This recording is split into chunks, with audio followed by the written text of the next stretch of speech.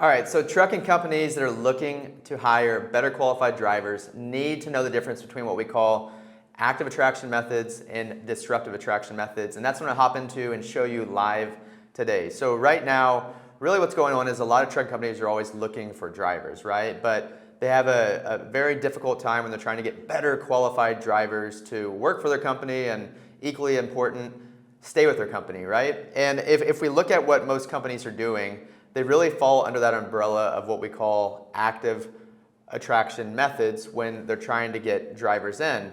And the difference between what we call a disruptive attraction method is night and day.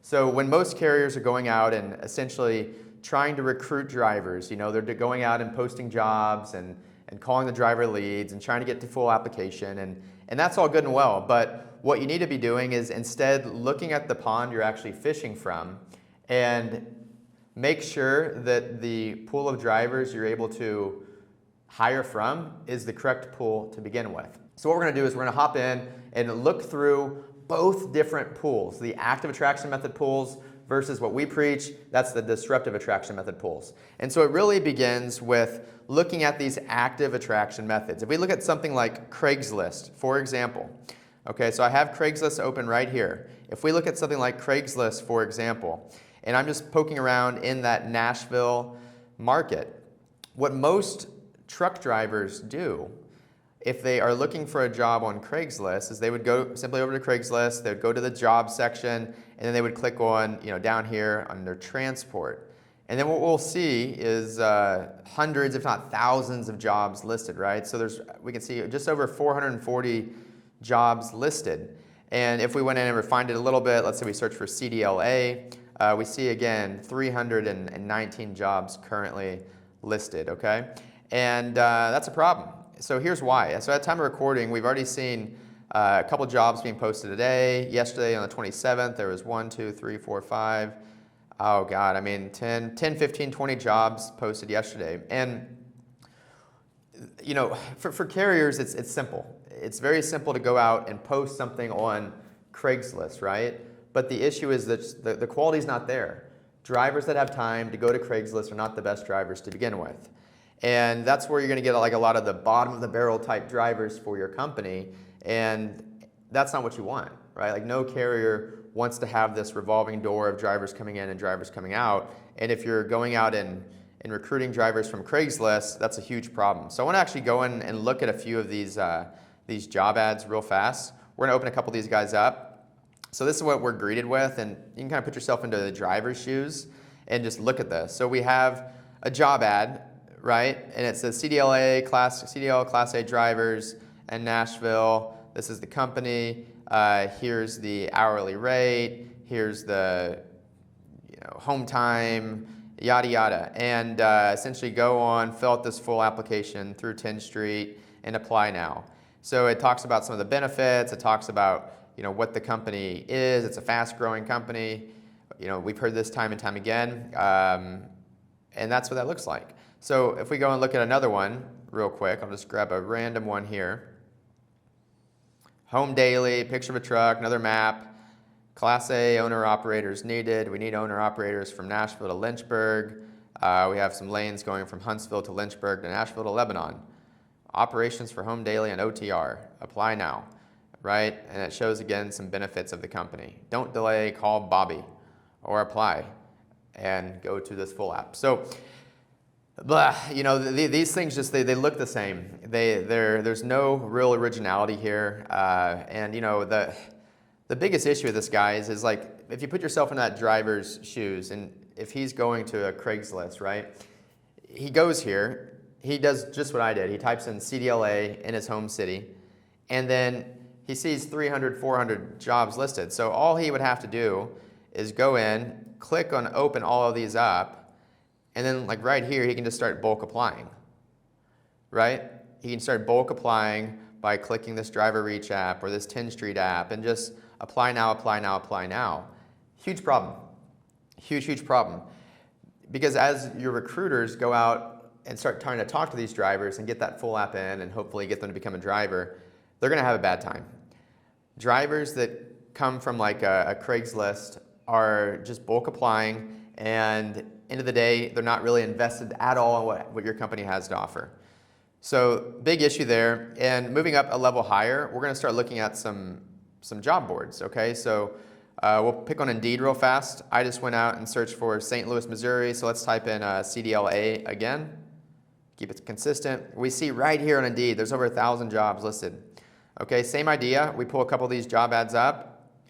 It's very, very copy-paste, cut and dry, black and white, because that's what Indeed is. There's really not a lot of potential to go in and make your company shine. You know, there's no video section, there's nothing, right? It's just talking about the job, asking if you have these requirements, apply now. Same thing though from the driver side, very, very simple for this driver to go in, search for CDLA in hometown, bulk apply. Apply for 5, 10, 20, 50 different companies, and then wait again for your recruiters and other recruiters at your competitors to start calling the driver. And drivers now have the ability to kind of become a lot more selective and picky. So if you've ever had drivers, you know, just like setting too many ultimatums, I would say, in the beginning of the process, there's a good chance it's because you're hiring your drivers from a platform like a job board or a classified. And that's what you want to avoid. By allowing drivers to kind of take the power and have them bulk apply and then wait for carriers to come to them, that really puts that power shift into the driver's hands, and that's where they can become overly picky and really chasing two specific metrics, and that's going to be some kind of sign-on bonus and cents per mile, right? And I always say if you win a driver from Indeed or you win a driver from a classifieds, you're going to lose them to Indeed and lose them to classifieds just as quickly. And that's because, remember, that's where they came from. So they already know it's there. They're already applying there. That's how they got to work at your company. So the second that something happens negative at your company, it's a reason for those drivers to quit. So let's say they get like into a little tiff with the dispatcher, or they miss a load or miss a delivery, or something happens. It's very easy for those drivers to kind of throw their hands up and move on to the next, because they know there's hundreds of other jobs right there waiting for them. Okay, so like now if we move into like something a little bit different, like almost going up a level, right? We start at the bottom of the barrel, Craigslist, we go up a level to job boards, Indeed, ZipRecruiters, and so on. And then we go up a level higher, we'll get into like some trucking specific job boards, right? And issue with trucking specific job boards is it's really the same thing as before. It's just more geared towards one industry, in this situation, trucking. It's the same thing though, right? It's the exact same situation. I just went out and picked on Colorado, Class A drivers, and we see all these different companies popping up. I've never heard of this job board, to be honest, but there's a lot of big ones out there, and they all do the same thing. They allow the carrier to put their name here. Maybe they charge the carrier some amount of money to be listed, or they charge the carrier a cost per lead, or whatever it is. But the issue with these things is that if we pull up two of these different companies, so we got this Fusco Transportation and EcoCycle, they're both doing the same thing. There's this big bulk body of text talking about the pay, and then requirements, and then essentially asking the driver to fill out a full app here. Same with this one, fill out a full app, information. And problem with this is that same exact situation as before, drivers can easily go in and bulk apply, right? The issue with it from a carrier standpoint, like from your point of view, why you shouldn't spend your ad dollars and your recruiter's effort on a trucking job board is because there's oversaturation. Every other carrier is doing the same thing, and then you're actually going out now and competing for that exact same driver against your competitors that have the same requirements as you, and that's just a recipe for disaster, because if you win on money, you're going to lose on money every single time. And if all drivers are caring about is sign-on bonus, rate per mile, then unless you have the highest sign-on bonus or highest rate per mile, at some point that driver's going to leave you. So this is essentially what we call these active attraction methods. And what I mean by that is drivers do one thing and one thing alone on these platforms. If they're going to classifieds like Craigslist, if they're going to a job board like Indeed, or a trucking job board like one of these job boards I just showed you, they're doing one thing and one thing alone, and that's looking for jobs. They're actively looking for jobs. And if a driver is actively looking for a job, well, he's probably not a good driver. And that's true 9 out of 10 times we've seen. And if you think about it from like a good driver's shoes, right? Because you want to have good drivers working for your company. Well, what are good drivers doing? And I can tell you, it's pretty simple. They are driving, plain and simple. Like they're in the truck 10, 12 hours a day plus. They oftentimes live in it, they work in it. There's not a lot of free time. Their free time is essentially getting loaded, they're getting unloaded, they're at a rest stop, they're fueling up. That's about it. And so in those moments of free time, when a good driver has a little bit of time to kill, do you really think one of those good drivers is going to say, hey, I got 20 minutes to kill, let me go check out some sweet Indeed ads, or let me go check out garysjobboard.com, or let me go look at Craigslist? Absolutely not. It doesn't make sense. Like, nobody in their right mind would do that. You're simply targeting the wrong driver to begin with. Like, let's forget about all the issues with oversaturation and bulk applying. End of the day, if somebody is out there bulk applying looking for jobs, they're not a good driver to begin with. The good drivers are busy driving. And if we know that good drivers are not looking for jobs because they're driving, then all of this stuff, the Craigslist, Indeeds, trucking job boards, all of this needs to be kind of thrown out the window, because that's the only thing you can do on those places. And that's a huge waste of your time, huge waste of your money, and I want to show you what to do instead. So moving into what we call disruptive methods. Disruptive attraction methods is we want to go out and target good drivers, right? Those high qualified drivers that can work at your companies for years to come. We want to target those drivers and get them to your company. But if we know good drivers are busy driving, then how do we find them? Well, all we have to do is think about where a good driver is. We know he's busy working. We know he has some free time. If he's laid over, if he's at a rest stop, if he's fueling up, what is he or she doing? Well, I can tell you, it's pretty simple. They're pulling out their phone and they're looking at stuff. No different than you or I would do in our free time. We have half an hour to kill, and we pull out our phone and we look at things. And that's what we want to start thinking about doing. So some of the things drivers look at is no different than you or I. And I'm going to go through those right now, because this is really starting to break into those disruptive attraction methods we're talking about. And it's like one thing that drivers for sure are doing is going to social media. So I'm going to kind of dissect this platform by platform for you. So as a truck driver, you have a little bit of time to kill, you pull out your phone, you start looking at, let's say, a Facebook. And what happens here is that, number one, drivers are not looking for jobs here. That's the biggest thing. We know drivers aren't looking for work because they're busy driving, so let's go out and target good drivers where they actually spend their time and put your company front and center stage. So on a platform like Facebook, nobody's going here to look for jobs. They're going here to look at pictures of friends and whatever else. And what you can actually do is go out, and you'll see, like right here, see how this is sponsored? So for whatever reason, this company is targeting me, thinking that we would like this, probably because we do video creation, right? And they are disrupting me. I'm going to Facebook to look at my friends' pictures or whatever it is I do. I'm not going there to look for video solutions, but guess what? They created a great video, an ad, that disrupted me as I was spending my free time. And these work. So you're going to see typically a few posts on Facebook, and then after that, you're going to see a sponsored ad. So we saw a few posts, and guess what? Probably right here will be another sponsored ad, right there. Okay? And you can be doing the exact same thing for your company. Now, you need to have your company positioned well, you need to know how to make good ads and all that, but this is the stuff you want to be doing. And if we look into some other platforms, it's the same thing with like the Instagrams, the TikToks. It's all the same thought process. Drivers are not going to these platforms to look for new jobs, so this is where you should be targeting them. This will allow you to break into more of a kind of blue ocean type situation where most carriers out there still to this day are not doing these things. So you have a huge opportunity to go in and grab wallet share of drivers in the marketplace that other carriers still aren't even targeting.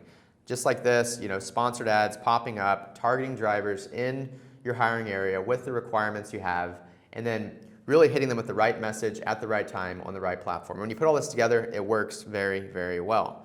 So that's some social media, some Facebook, some Instagram, TikTok, all of that. Even like a YouTube. People go to YouTube not to look for jobs, right? Let's say some driver in their free time is looking at YouTube. Well, you've seen this stuff happen before where like you open up a video and the first thing you're greeted with is like an ad like this.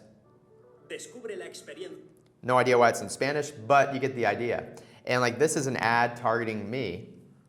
And that's what you could be doing as well. We want to get in front of those drivers wherever they actually spend their quality time and start warming them up to your company. Okay? That's a couple examples. And then a big thing I think is people have hobbies, people have passions, and drivers no different.